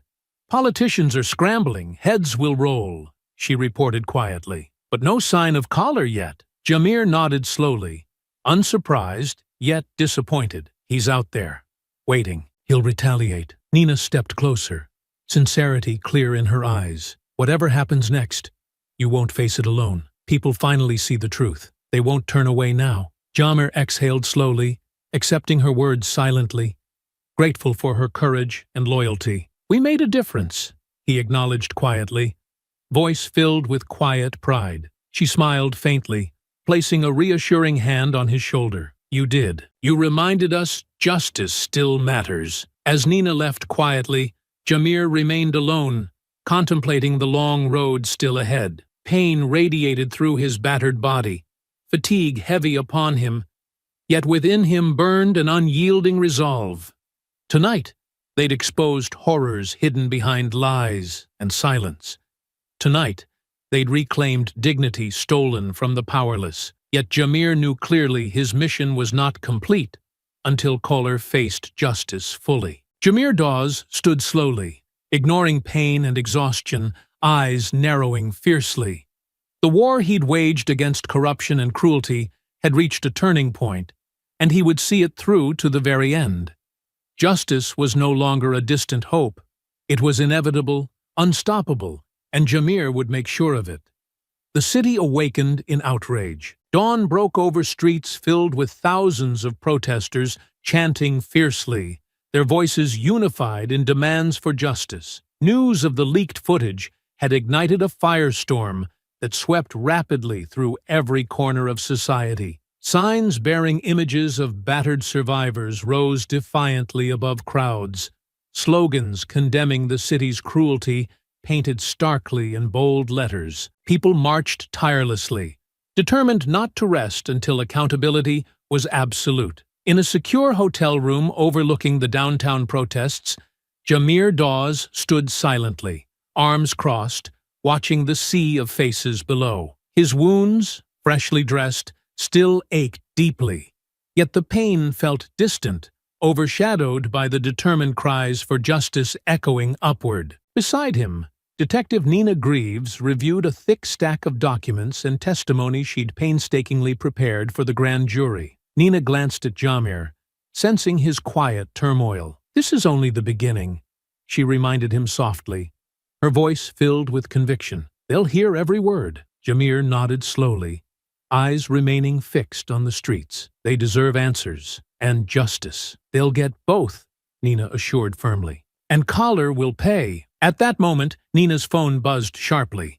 She quickly answered, expression immediately tense as she listened carefully. After a brief moment, she hung up, urgency deepening her features. "They've located Collar," Nina informed sharply. "He's hiding at a cabin just outside the city. Tactical teams are moving in, but..." Jameer straightened quickly, his eyes narrowing fiercely. "He won't surrender easily." She nodded gravely. "They want you there. He demanded it. Refuses to talk unless he sees you." Jameer's jaw tightened resolutely. "Then, let's end this." Hours later, Jameer stood silently near the tactical van, armored officers cautiously surrounding the isolated cabin. Dense trees loomed ominously around the clearing, shadows lengthening beneath a heavy gray sky. From inside, Collar's voice shouted angrily, defiant and desperate. "I won't talk to anyone but Dawes," Collar yelled bitterly, his voice echoing sharply. "Send him in, or it ends here." Jameer stepped forward slowly, raising his hands to signal the officers, calm determination guiding his every movement. "I'm here, Collar. Let's finish this." After a tense silence, the cabin door creaked open. Officer Brent Collar emerged just enough to be seen, pistol gripped tightly in shaking hands. His face was sunken, haggard, eyes bloodshot, and wild with desperation, but the fire of hatred still burned fiercely as his gaze locked onto Jameer. "You did this," Collar hissed bitterly. "Destroyed everything I built." Jameer met his gaze evenly, voice low and resolute. "You destroyed yourself, Collar. This ends now. You think it's over? You think you've won?" Without warning, Collar stepped back, allowing Jameer into the cabin. The moment he did, he raised the pistol and fired wildly. The deafening crack echoed off the wood-paneled walls. Jameer dove aside just as the bullet shattered a wooden beam above his head. Tactical officers outside braced for breach, but Jameer's voice roared out over the radio. "No! Hold your fire! He's mine!" Collar tossed the empty weapon into the corner and charged, rage twisting his features as he barreled into Jameer. Their bodies slammed into the walls, knocking over a table and scattering debris as fists flew with raw violence. Jameer took the first hit, a wild right hook to the jaw, but absorbed it, responding with a brutal knee to Collar's ribs. The force staggered him, but Collar didn't slow. He lunged again, slamming Jameer into a shelf stacked with dusty gear, wooden crates crashing to the ground. "You don't belong here," Collar spat, breath ragged. "You never did," Jameer answered with a headbutt that split Collar's lip wide open, sending blood spraying. Collar reeled, but came back hard, delivering a hammering elbow to Jameer's side, followed by a vicious uppercut to the gut. Jameer grunted, breath knocked from his lungs, but stayed grounded, eyes locked in. The fight turned savage. Close quarters, no room for error. Collar lunged, trying to grapple him to the ground, but Jameer twisted, redirecting the momentum to flip him hard over his hip, slamming him onto the wooden floor. The cabin shook with the impact. Collar scrambled to his feet, grabbing a broken chair leg and swinging it like a club. Jameer ducked, caught the weapon mid-swing, and snapped it in two with a swift elbow strike. He followed with a punishing combo: jab to the throat, hook to the jaw, elbow across the cheek. But Collar wouldn't fall. Snarling, he tackled Jameer again, dragging him into the far corner of the room. They rolled across the floor, fists slamming into ribs, knees driving into each other's sides. Jameer locked Collar's arm and twisted, but Collar bit into his shoulder through his shirt, forcing Jameer to release just long enough to shove him off. Both men broke apart, rising slowly, bloodied and breathing hard, bodies bruised and aching. "You can't beat me," Collar spat, wiping blood from his mouth. "I am this system." Jameer's eyes burned. "Then it's time to tear it down." With a roar, they clashed again, fists smashing into flesh, each blow thunderous against the cramped cabin walls. Collar drove a punch into Jameer's ribs, twisting sharply to land maximum force. Jameer grunted, then snapped his palm into Collar's chin, followed by an elbow hook to the temple. Collar staggered sideways into a cabinet, sending its contents crashing. "You don't get to walk away from this," Collar snarled, blood dripping from his jaw. "Not after what you exposed." Jameer's voice was steady, cold. "I didn't expose it." "You did. Every time you put a boot to someone's throat."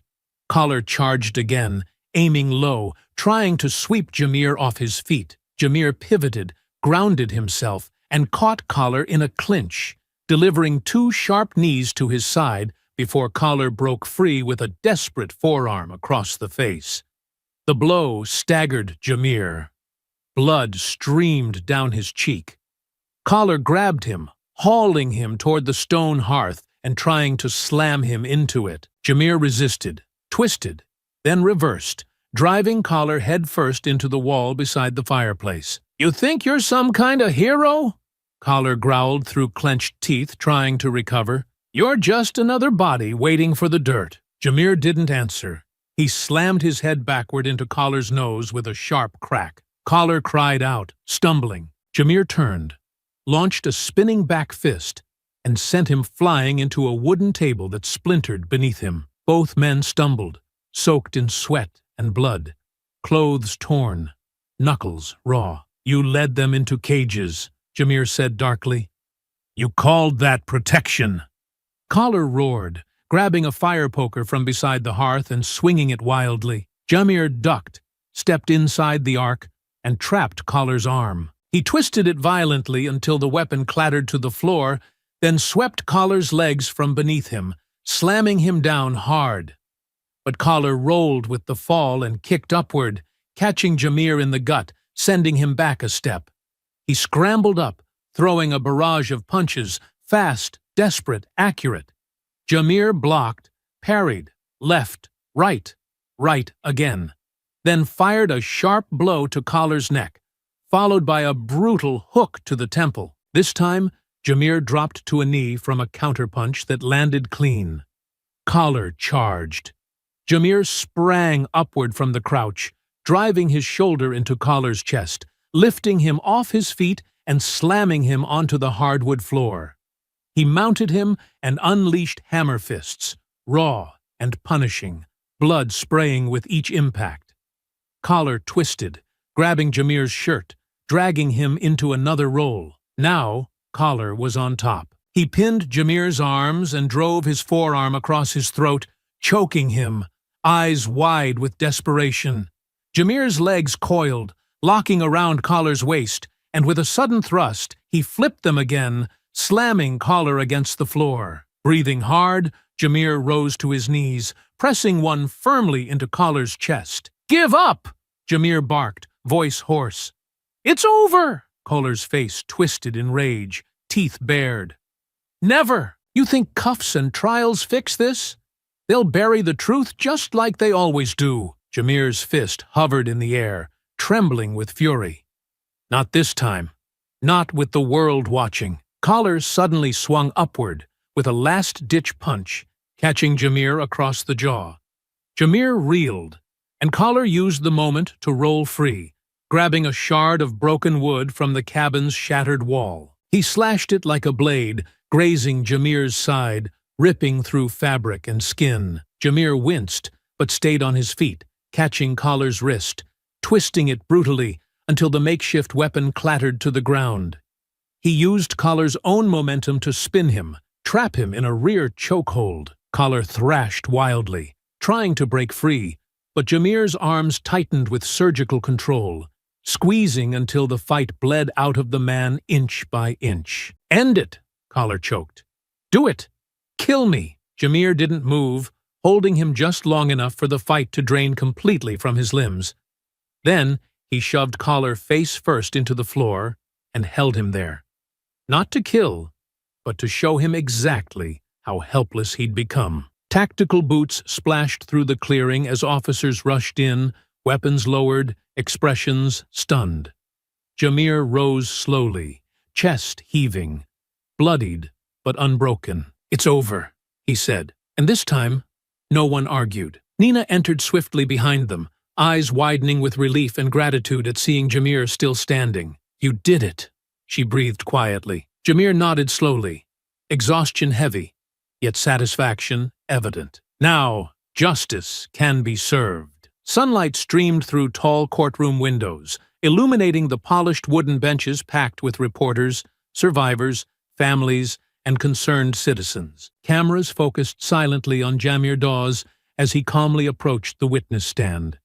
His movements steady, expression solemn. Despite healing wounds still visible beneath his tailored suit, he carried himself with a quiet dignity, drawing immediate attention from everyone present. The room fell silent, anticipation heavy in the air. Detective Nina Greaves, seated near the front, offered Jamir a supportive nod. He acknowledged her quietly, feeling the weight of responsibility settle deeply upon his shoulders. This was not simply testimony. This was truth, justice, and the voice of thousands silenced too long. Jamir raised his right hand firmly, repeating the solemn oath. He then took his seat, turning calmly toward the prosecutor, prepared to speak clearly and directly to the jury. "Mr. Dawes," the prosecutor began respectfully, "can you please state your full name and background for the record?" "My name is Jamir Dawes," he replied, his voice steady and clear. "Former Commander Jamir Dawes, United States Army Delta Force. I served 15 years, primarily in special operations overseas. A quiet ripple passed through the courtroom. Eyes widened, murmurs exchanged. Few had expected the quiet, dignified man they'd seen portrayed negatively in early news reports to possess such an honorable past. Commander Dawes, the prosecutor continued carefully, can you describe the circumstances under which you first encountered Officer Brent Collar? Jameer's eyes hardened slightly, though his voice remained calm and controlled. Officer Collar led a systematic campaign of violence against homeless citizens, specifically targeting black individuals. I first encountered him when he was brutally assaulting an elderly man named Ezekiel Simmons, known affectionately as Zeke. He paused briefly, recalling that night vividly. Collar's aggression was unprovoked, violent, and intentional. When I intervened, I became a target. But Zeke was not Collar's only victim. Dozens more were forcibly taken, exploited in hidden facilities operating under the guise of rehabilitation programs. The prosecutor stepped closer, eyes carefully sympathetic, yet professional. And you investigated these facilities personally? I did, Jameer affirmed resolutely. I infiltrated one of the camps to gather evidence. The conditions were horrific. Forced labor, malnutrition, routine beatings. Officer Collar was not just complicit. He was actively involved in orchestrating and profiting from this abuse. The courtroom hung onto every word. Nina watched proudly, knowing Jameer's courage would finally dismantle Collar's lies. When the defense took their turn, Collar's attorney approached Jameer aggressively, intent on shaking his credibility. Commander Dawes, he began sharply, isn't it true you attacked Officer Collar and his men during lawful police operations? Are you not, in fact, guilty of violence against law enforcement? Jameer met the attorney's gaze evenly, calmly refusing to be provoked. My actions were purely defensive, protecting innocent lives. Collar and his men were not enforcing law. They were breaking it. Officer Collar maintains he was cleaning up dangerous streets, the attorney pressed harshly. He argues that removing criminals and homeless individuals benefited public safety. What do you say to that? Jameer's eyes narrowed slightly, his voice becoming quietly fierce. Innocent people are not criminals because they're poor or vulnerable. Collar labeled them as such to justify atrocities. True justice protects everyone, not just those in power. A wave of quiet applause briefly swept the courtroom before the judge restored order. Collar, seated with his legal team, clenched his fists tightly, visibly seething yet trying to maintain a thin mask of composure. But beneath the surface, rage and pride waged war with humiliation. Collar himself took the stand shortly afterward, his posture stiff, jaw set, shoulders squared as if still wearing the badge he had disgraced. He spoke confidently at first, trying to reframe the narrative with hollow authority. I did what was necessary, Collar claimed firmly. These camps were rehabilitation centers, removing dangerous elements from society and providing valuable labor training. Commander Dawes is a violent criminal who attacked law enforcement and endangered public safety. He paused, glancing toward the jury as though seeking validation. You think I wanted this job? He continued, voice rising, cracking slightly under pressure. You think I liked dealing with trash? No one else had the stomach for it. They let the filth spread. Tent cities, crime, drugs, and I cleaned it up. We gave them structure, order, purpose. His words, meant to justify, rang hollow, ugly in their brazenness. They were never going to contribute. They had nothing. We made them useful. And if a few broke along the way, that's the cost of order. That's reality. Gasps rippled through the courtroom. Even his own attorney stiffened slightly. I gave them discipline, food, shelter. You call it cruelty. Fine. But don't pretend they were saints. Dawes is the real criminal here. He broke into a facility, attacked officers, and spread propaganda. Yet, Collar's mask faltered under relentless questioning. When prosecutors introduced Jameer's meticulously gathered footage, The entire courtroom fell into stunned silence. Gasps followed as the first clips played. Guards striking emaciated prisoners, trays of rotting food thrown into dirt. Men and women shackled, collapsing from exhaustion. In several scenes, Collar stood nearby, either giving orders or watching indifferently. The truth had a face now, and it was his. Survivors took the stand next, their voices shaking but unwavering. One by one, they painted a vivid picture of what life inside the camps had truly been. Forced labor under threat of violence, medical neglect, verbal abuse, sleep deprivation. They spoke of friends who had disappeared and never returned, of rules that changed daily, of hopelessness manufactured by design. Each word drove a deeper wedge into Collar's carefully constructed lie. His gaze shifted downward.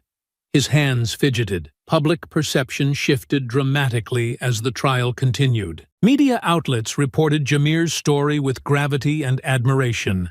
His decorated military past, his quiet strength, the painful journey from service to the streets, and the fierce dignity with which he stood against corruption. His humility made headlines. His restraint, his focus on justice over vengeance, elevated him in the eyes of a wounded nation. Outside the courthouse, a growing wave of supporters gathered each day. Protesters held signs bearing Jameer's name. Some carried photographs of the camps, others wore shirts with the words, "Truth doesn't stay buried." Across TV networks and news feeds, Jameer became more than a man. He became a symbol, and yet he remained focused. He gave no speeches.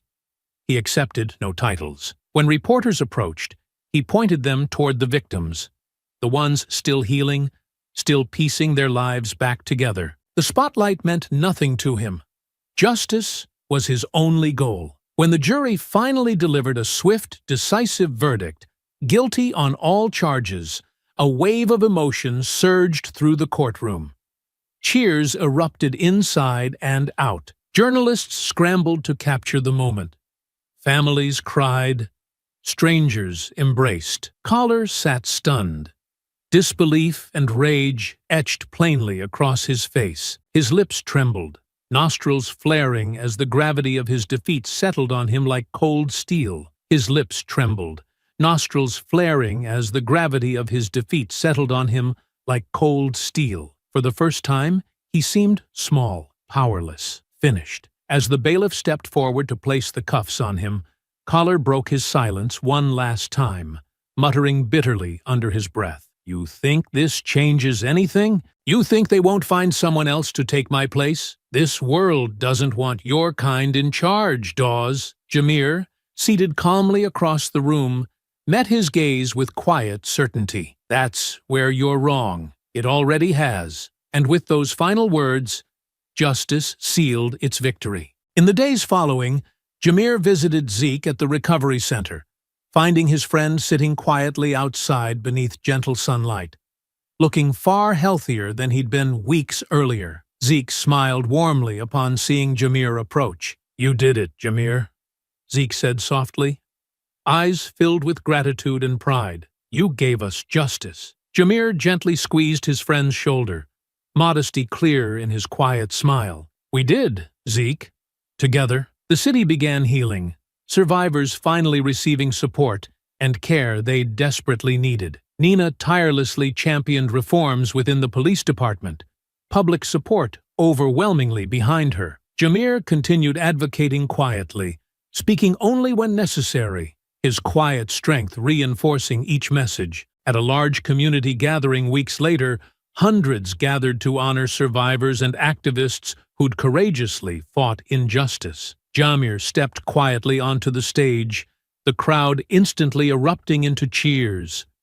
Raising a hand for quiet, he spoke softly yet firmly, his words resonating deeply. "I stand here today not as a hero, but as a man who believes dignity and justice belong equally to every person. My experiences taught me the measure of a society lies not in how we treat those with power, but in how we care for those without it. I fought because I couldn't stay silent, because silence becomes complicity." His eyes moved across faces in the crowd, humbled yet resolute. Justice demands courage, not just from one person, but from us all.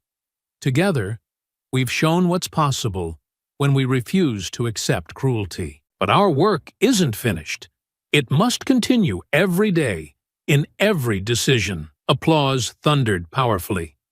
Jameer stepped back quietly, his heart full of gratitude, pride, and cautious optimism. Change had finally arrived, inspired by courage, fueled by truth. Standing proudly among his community, Jameer Dawes recognized clearly the importance of his journey. Painful, yet necessary, his identity now revealed, his dignity unquestioned, he became a living reminder that justice required constant vigilance and unwavering resolve. As Jameer stepped off the stage, shaking hands with survivors, activists, and citizens who thanked him sincerely, he knew this moment marked not the end, but a powerful beginning.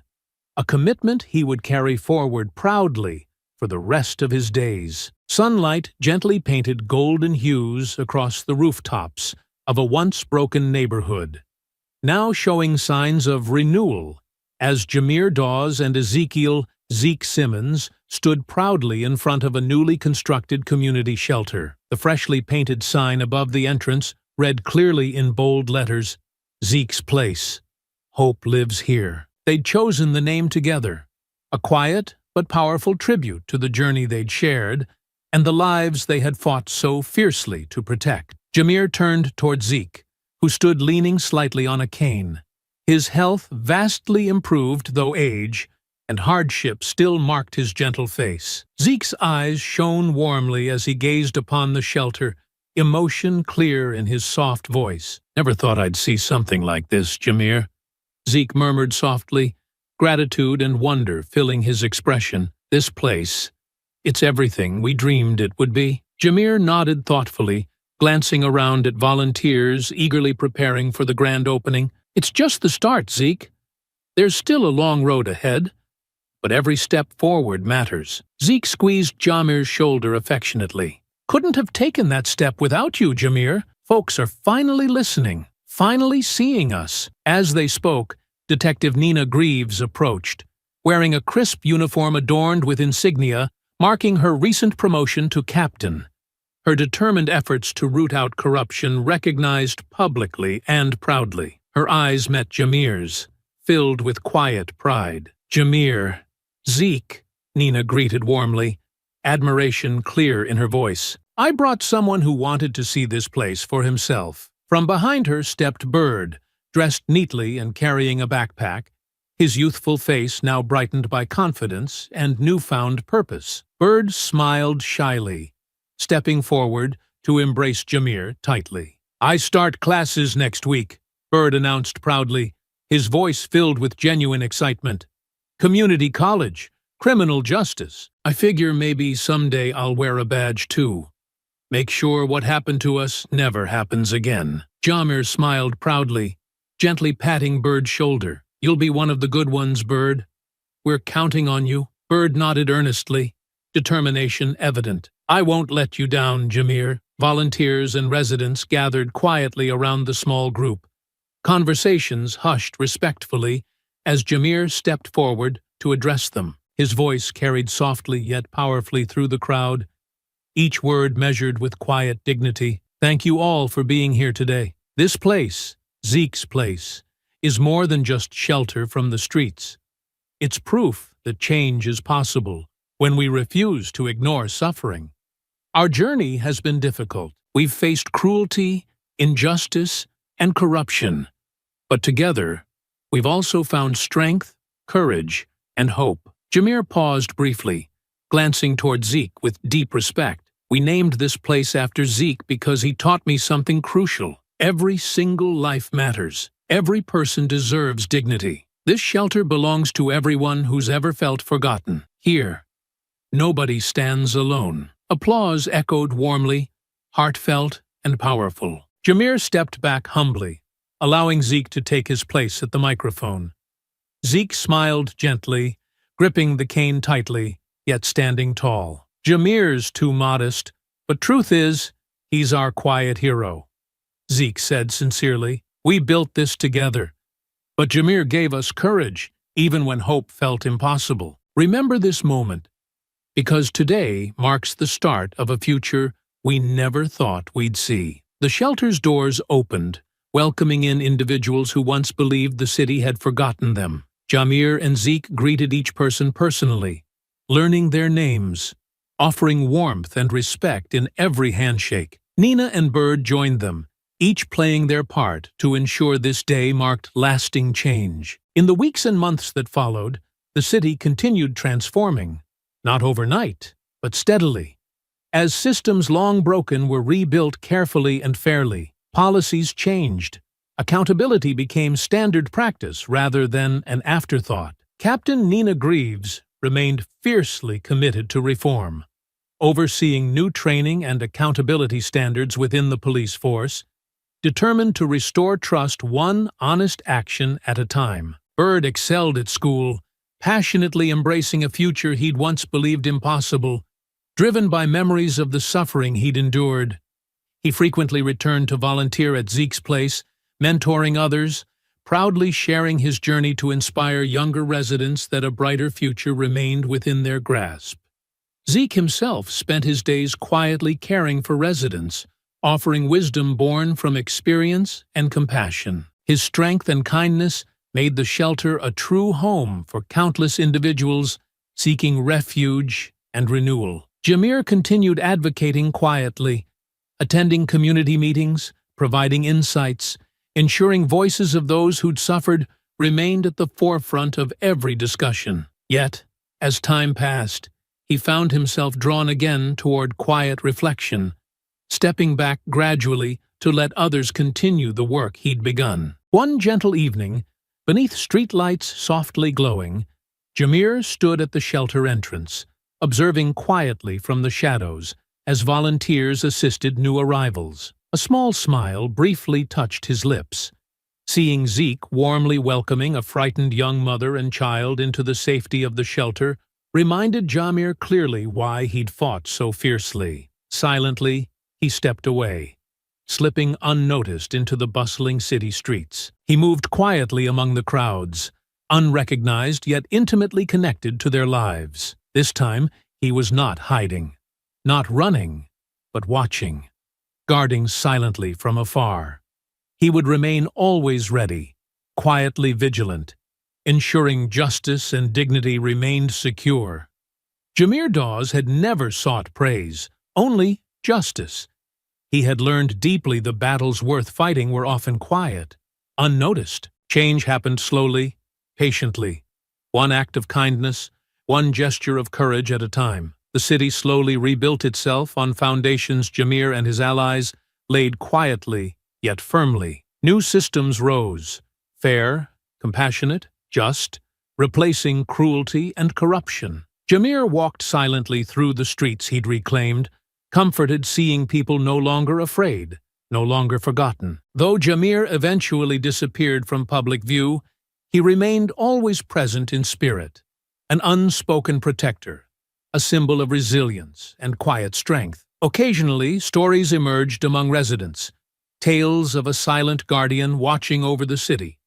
Unseen, yet always felt, Jameer Dawes became legend, not for the violence he'd endured, but for the courage he'd shown, the lives he'd quietly restored, and the quiet strength he inspired in others. And so the city changed, not overnight, but one system, one person at a time, until justice was no longer a distant hope, but a daily truth quietly carried forward by those who remembered. Jameer Dawes watched from afar, proudly, peacefully, quietly protecting a city that now finally belonged to all its people. I hope you enjoyed that story.